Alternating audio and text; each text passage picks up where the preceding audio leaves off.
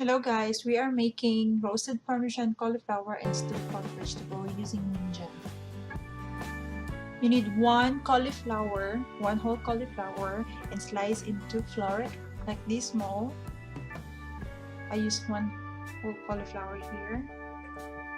And next, we're gonna add olive oil,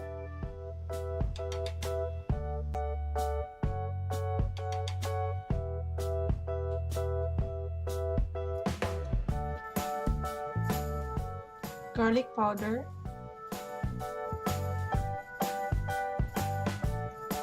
ground pepper, and salt. I use pink salt here, guys.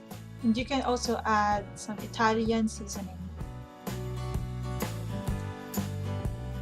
Mix it very well to combine all ingredients.